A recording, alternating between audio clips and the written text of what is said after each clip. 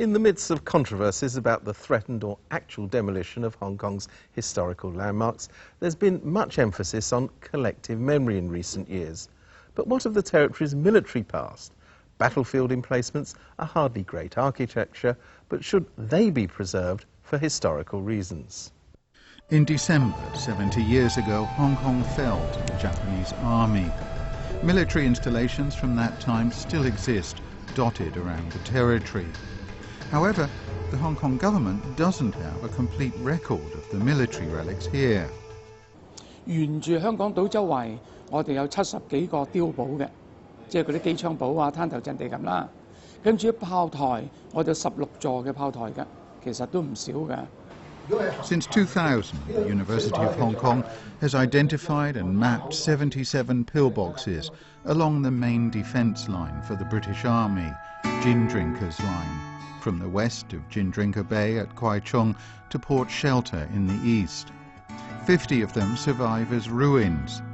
The team has also surveyed the air raid shelters on Hong Kong Island, some of which are being reconstructed as public toilets. I'm standing here outside the East Brigade headquarters during the Second World War in Hong Kong. This headquarters was built into the hillside with a battery plotting room. Inside the plotting room is now the remains of a plotting table for the use by the battery. And on the rooftop of the room, we can find a lot of beds.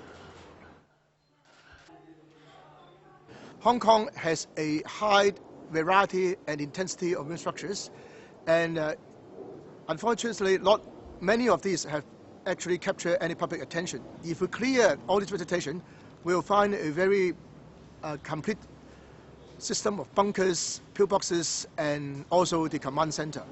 If properly maintained and upgraded, it can be used as a heritage center.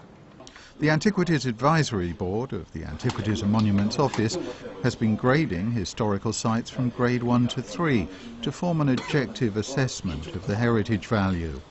At present, around 100 military-related sites from the colonial era have been included in the list of historic buildings. Mount Davis Battery has been classified as a grade 2 historic building, but it has seen some damage. 因為呢度個位置比較方便咧，就吸引咗唔少嘅影婚紗相啊、行山啊，又或者打 war game 嘅人士嚟呢度，咁咧都搞到呢度都幾污糟邋遢。都要等落嚟解決。喺摩星嶺炮台嘅周圍咧，都會發現一啲人為破壞，例如呢啲塗鴉咁樣啦。雖然政府部門有派人嚟清理，不過仍然見到好多痕跡。而呢啲咁嘅破壞行為咧，係一個唔尊重呢個二戰歷史嘅一啲行為嚟嘅，我哋係堅決反對。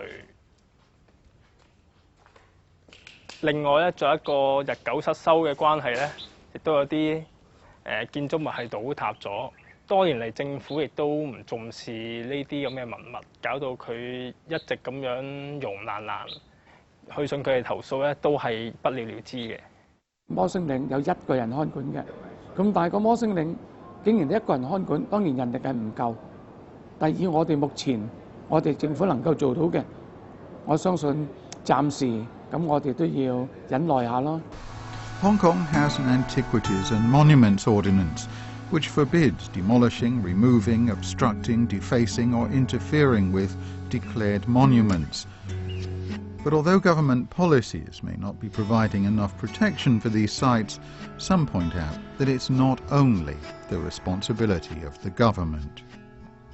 我哋希望我哋慢慢嘅能夠同其他國家一樣，我哋有完善嘅古物古蹟嘅我哋有法例嚟到保育呢啲嘢，呢個當然我哋嘅希望啦。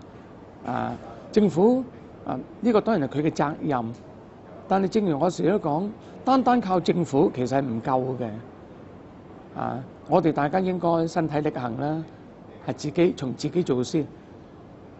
咁換一句説話，喺市民邊嘅教育啦，政府嘅努力啦，再加上自我嘅檢點地嘅協助啦，3方面如果能夠完善嘅做，我相信將來我哋呢啲嘅古蹟都可以成為一個可以吸引人嘅一啲旅遊點嚟嘅。